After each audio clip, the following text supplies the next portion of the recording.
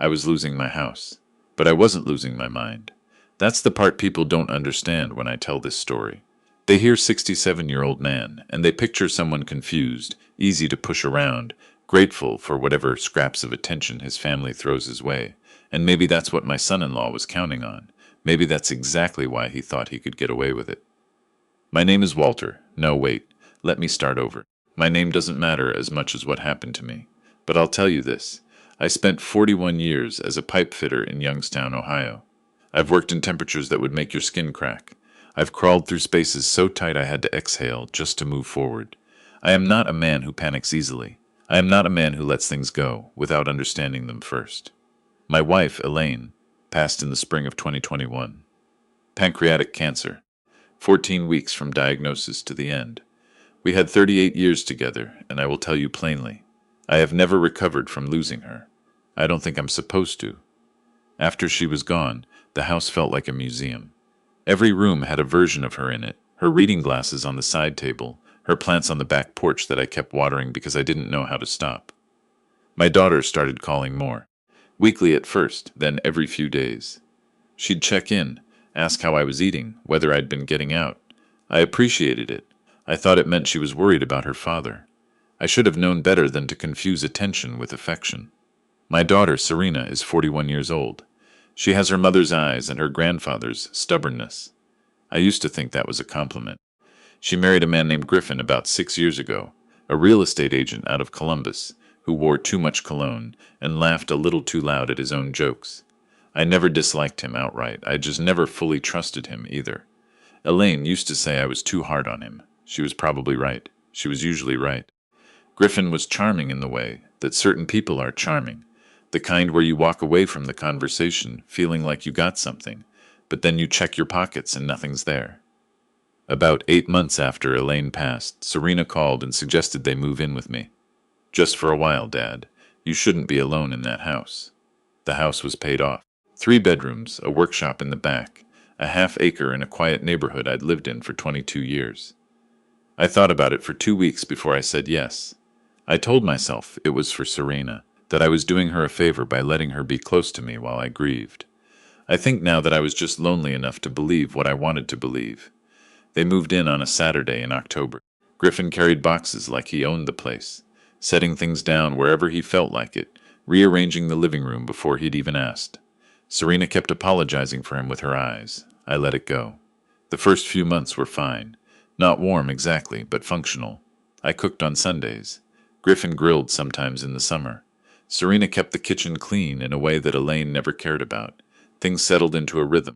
Then, slowly, they didn't. I started noticing things in the way you notice a slow leak. Not all at once, but in pieces. Griffin started having work calls at odd hours. Men I didn't recognize would park in front of the house for 20 minutes and then leave. One Friday evening I came home from my neighbor Earl's place around 9 o'clock, and there were 4 cars in my driveway I'd never seen before, and music coming through my own front door. I stood on my own front walk for a full minute before I knocked. Serena opened the door. She looked surprised to see me, in my own house. She looked surprised to see her own father standing at his own front door. Dad, I thought you were staying at Earl's tonight. I hadn't said that. I had never said that. I told her I'd be back by 9:30, and she had either not heard me or had not wanted to. Inside, there were 8 or 9 people I didn't know sitting in my living room. Bottles of things on my coffee table. Someone in the kitchen. The television was on a channel I never watched. I stood in the middle of my own house and felt like a guest. Griffin came out of the kitchen smiling. Hey, Ray, he said. Didn't know you'd be back early. My name is not Ray. My name is Raymond. My wife called me Raymond. My friends call me Ray. Griffin called me Ray the way someone borrows a thing without asking, casually, like the ownership had already transferred.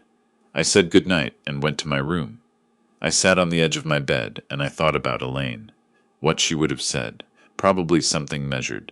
Something that gave people room to be better than they were being. I didn't feel measured. I felt like something was being taken from me one small piece at a time, and I couldn't quite put my hand on what it was. That was November. By February, the gatherings were every weekend. By March, I'd stopped going to the living room after 7 in the evening, my own living room. I'd become a tenant in my own home, and somewhere along the way I had agreed to it by not disagreeing loudly enough. Then my checking account statement arrived. I still do paper statements, old habit. I pulled it from the mailbox on a Tuesday morning and stood at the kitchen counter going through it with my reading glasses, the way I've done every month for 40 years. And there was a withdrawal I didn't make. $800 ATM, a zip code in Columbus I didn't recognize. I thought it was an error. I called the bank.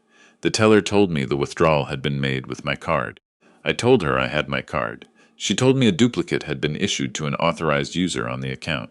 I had never authorized anyone on my account. Sir, she said carefully, the authorization was added 6 weeks ago, in person, at a branch. Would you like me to pull the paperwork? I drove to the bank that afternoon. The branch manager sat across from me and slid a form across the desk with my signature on it, except I had never signed it. I've been signing my name since I was 7 years old. I know what my signature looks like. The one on that form was close. Close enough that someone had practiced, but the R in Raymond curls a particular way, and that one didn't. I've had the same signature for 60 years. I know every loop of it. I said, that's not my signature. The manager looked uncomfortable. He said they'd need to investigate. He said I should come back in a few days. I drove home. I did not tell Serena. I did not tell Griffin. I went to the workshop in the back, sat down on my stool, and I looked at the wall where I keep a photo of Elaine and me from 1987, and I said out loud, to nobody, okay, think, because here is what I knew. Someone had gone to my bank with a forged signature and added themselves as an authorized user to my account. The only people who had regular access to my personal documents were living in my house. And my son-in-law was a real estate agent who understood paperwork, who understood how signatures worked, who had spent the last 5 months making himself comfortable in a paid-off house that, upon my death, would go to his wife. I am 67 years old, and I spent 4 decades in physical labor. I know what it is to be underestimated. I decided that for once it was going to work in my favor. I called my friend Earl the next morning. Earl is 72, a retired contractor, and the most practical man I've ever known. I told him everything. He didn't say much while I talked. When I was done, he said, "You need a lawyer and a camera," in that order. I had both within 4 days. The attorney I hired is a woman named Patricia Hollis out of downtown Youngstown. Sharp, no nonsense, the kind of person who lets you finish your sentences. I brought her the bank statement, the form with the forged signature, and 3 months of account records I pulled myself. She looked at everything carefully. Then she said, "Has any property changed hands?" I didn't know what she meant at first. Then I did, and my stomach dropped. I went home that evening, and I went through every drawer, every folder in my filing cabinet, every document I kept in the lockbox in my closet. The deed to the house was there. Everything looked right. But Patricia had told me to check the county recorder's office. So the next morning I drove there and asked the clerk to pull everything filed under my address in the last 12 months. There was a quitclaim deed, filed 4 months ago, transferring a partial interest in the property, 20%, to a holding company called Briar Point Property Solutions LLC. My signature was on it. I had never heard of Briar Point Property Solutions LLC. I had never signed a quitclaim deed. Patricia told me later that this was often how it started. A small transfer first to test whether anyone noticed. If no one did, more would follow. Someone had been planning this for a long time. I went home that evening and I made dinner, and I sat at the table with my daughter and my son-in-law, and I talked about the weather. I talked about whether the Browns had any hope this season. I passed the rolls when Griffin asked. I watched his hands. I watched the way he looked at the walls, the ceilings, the windows, like he was calculating square footage, like he was already somewhere else in his head, somewhere that used to be mine. Serena seemed tired. She didn't look at me much. I used to know every expression on my daughter's face. I used to be able to tell when she was upset about something by the way she held her fork. That evening I couldn't tell anything. Either she had gotten better at hiding it, or I had been wrong about knowing her as well as I thought. That was the hardest part. Not the money. Not even the house. The hardest part was not knowing how much my own daughter knew. The camera Earl helped me set up was small. A basic home security system, nothing complicated. 4 cameras, visible enough not to look suspicious, connected to an app on my phone. I told Serena and Griffin I was setting them up for peace of mind after I said I'd read about break-ins in the neighborhood. Griffin nodded and said it was a good idea. He didn't even blink. 2 days later, I told them I was going to visit my brother in Pittsburgh for a week. My brother's name is Dennis, and he lives 40 minutes outside Pittsburgh in a town called Kittanning, and he is real, and he was genuinely happy to have me come stay. I packed a bag. I hugged my daughter at the door. I watched her face for something, a flicker, a hesitation. There was something there. I couldn't name it. I drove to Dennis's house. I unpacked my bag, and then I sat at his kitchen table with my phone and I watched my own house. The first evening was quiet. Serena made dinner. They watched television. Normal. I almost felt foolish. The second evening, a man I'd never seen arrived at 7:30. He came in through the front door like he'd been there before. Griffin met him in the foyer, and they shook hands in the way that businessmen shake hands. Familiar, practiced. They went into my office. My office, where I keep my filing cabinet, where my documents were. I watched them on my phone in my brother's kitchen, and I felt something cold move through me that had nothing to do with the temperature. They were in that room for 45 minutes. The camera angle wasn't perfect. I could see them at the desk, but not clearly enough to read anything. But I could see Griffin open the filing cabinet. I could see him set papers on the desk. I could see the other man writing. When the man left, Griffin walked him out to his car. They stood talking in the driveway for a few minutes. Then Griffin came back in, and I watched him go straight to the kitchen where Serena was washing dishes, and he said something to her, and she nodded. Just nodded. Kept washing the dishes. I sat with that image for a long time. The next morning I called Patricia. I told her what I'd seen. She said, "Don't come back yet. Let it run. But call me every day." By day 4, I had footage of Griffin going through my filing cabinet 3 separate times. I had footage of 2 more men I didn't recognize visiting the house in the evenings. I had footage of Griffin on his phone in my driveway at 11:30 at night, pacing, which was the first time I'd seen him look anything other than calm. On day 5, my neighbor Adele called me. Adele is 69, has lived next door for 15 years, and misses nothing. She said, "Raymond, there have been men coming and going at your house all week." I didn't want to say anything, but one of them had a camera yesterday. He was walking around the outside of your house taking pictures. Someone was photographing my house, for a listing, or for an appraisal, for something that meant they were already treating it like it was available. I called Patricia. She said, "Time to come home."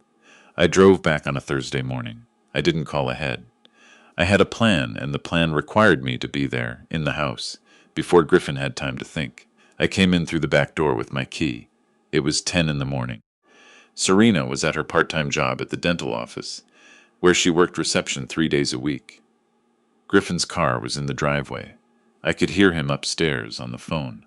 I sat in the kitchen and I waited. When he came downstairs 20 minutes later and walked into the kitchen, the look on his face was something I will keep for the rest of my life.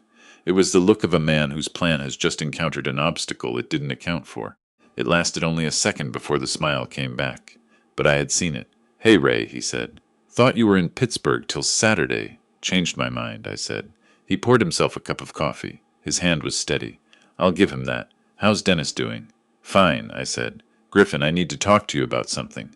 He turned around, leaned against the counter. Casual. "Sure, what's up?" I slid a copy of the bank authorization form across the table. The one with the forged signature. I watched his face. He looked at it for 3 seconds. Then he said, "Where did you get that?" Not, "I don't know what that is." Not, "What is this?" He said, "Where did I get it?" Which told me everything I needed to know about whether he knew what it was. "I went to the bank," I said. He was quiet for a moment. Then he sat down across from me, and he did something I wasn't expecting. He dropped the act, just like that, like a mask coming off. He looked at me differently than he ever had before. Not charming, not easy, just calculating, stripped down to what he actually was. "Raymond," he said. My full name. First time he'd ever used it. "You're 67. You live alone in a house worth $340,000. Do you know what assisted living costs in Ohio? Do you know what happens to people your age when they can't keep up a property like this?" He said it the way someone reads from a script they've been rehearsing. Patient, reasonable, terrifying. "I keep up my property just fine," I said. "For now," he said. There it was. That was the whole argument, laid out clean. I was old, I would get older, and he had decided in advance how that story was going to end. He'd just started writing it a little early. I stood up. I told him I wanted him and his things out of my house within 30 days. I told him I had security footage, I had bank records, I had a copy of the quitclaim deed, and I had an attorney. I told him if he contested any of it, Patricia was prepared to file. He stared at me for a long time. Then he stood up, picked up his coffee cup, and walked out of the kitchen without a word. I sat back down at my table, in my kitchen, in my house, and my hands were shaking, not from fear, but from the specific kind of adrenaline that comes when you've been carrying something heavy for a long time and you finally set it down. Serena came home at 2 in the afternoon. I could hear them talking upstairs before she came down. When she walked into the kitchen, her eyes were red. She sat across from me at the table where I'd sat with Griffin that morning, and she put her hands flat on the table and she looked at me. She said, "Dad, I want to explain." I said, "Okay." What she told me took about 40 minutes.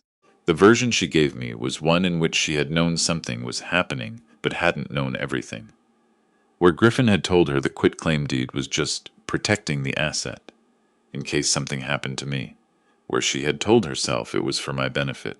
Where she had seen the men coming and going and not asked the right questions because she was afraid of what the answers might be. I listened to all of it. I didn't interrupt. When she was done, I said, "Serena, you watched men go through my filing cabinet and you didn't call me." She didn't have an answer for that, because there isn't one. Here is what I have come to understand about my daughter. She is not a bad person, but she is a person who loved her husband more than she was willing to be uncomfortable for her father. And at 67 years old, after watching your mother die and sitting alone in a house that used to hold 2 people, that is a very particular kind of heartbreak. I didn't turn my back on her the way I did on Griffin. But I didn't let her off the hook either. I told her she could stay for 60 days. That I needed her to cooperate fully with Patricia. That anything she knew about what Griffin had done, she was going to tell the attorney. She said yes to all of it, and she cried, and I gave her a glass of water, and I didn't hug her. Some things don't heal the same way they break. Griffin moved out in 3 weeks. Patricia filed a complaint with the county prosecutor's office for deed fraud and financial exploitation of an elderly adult. That's an actual charge in Ohio, and it carries real weight. The bank reversed the unauthorized account access and put a flag on my account. Briar Point Property Solutions LLC turned out to be a shell company. Griffin had formed 8 months earlier with a friend from his real estate network, a man named Weston who had done this kind of thing before in 2 other counties. There were other victims. I was not the first. The county prosecutor picked it up. By October, Griffin had been charged with deed fraud, forgery, and financial exploitation. His associate Weston faced similar charges. Their attorney tried to argue that the quitclaim deed was legitimate, that I had been shown the documents and agreed verbally. The security footage from my house showed no such meeting. The bank records showed no legitimate authorization. The forensic handwriting analysis Patricia commissioned showed definitively that the signatures on both documents were not mine. Griffin took a plea deal in the spring. 18 months, plus restitution, plus 5 years of supervised probation. His real estate license was revoked. Weston got 26 months. My daughter testified. It was the right thing to do, and it cost her more than I can measure. She sat in that room, and she told the truth about what she had seen and what she had told herself it meant. She did not cry on the stand. She has more of her mother in her than I sometimes give her credit for. She and I are still working on whatever we are now. It is not what we were before. I don't know if it will be. We talk on the phone every Sunday, and some Sundays it feels almost like it used to, and some Sundays it feels like 2 people trying to remember the words to a song they both half forgot. That's honest. That's where we are. The house is mine. It has always been mine. I replaced the lock on the front door, and I repainted the living room a color Elaine always wanted, a kind of deep sage green that she'd torn out of a magazine in 2018 and kept on the refrigerator. I don't know why I didn't just do it back then. Maybe I thought we had more time. We always think we have more time. I still have the security cameras. Earl says I'm paranoid. I told him paranoid is what people call you when they haven't been proven right yet. I sit in my living room in the evenings now, in my green-walled house, and I watch whatever I want on television. And I water Elaine's plants on the back porch, even though I've never had a green thumb, and I've killed 2 of them already, and I think about what it means to fight for something quiet. Something that doesn't look like much from the outside. A paid-off house in Youngstown, a workshop in the back, a good neighbor, a lawyer's number in your phone. It doesn't look like much, but it's mine, and I kept it. That's the part I want you to hold on to if you take anything from this. The people who want what you have are counting on you to feel like you don't deserve to fight for it. They're counting on you to think it's not worth the trouble, or that you're too old, or that the people involved are too close to name out loud. They are counting on the specific exhaustion that comes with grief and age, and the feeling that the world has already moved on without you. Don't let them count on that. I am 67 years old. I have a bad knee and a workshop full of tools and a photograph of my wife on the wall.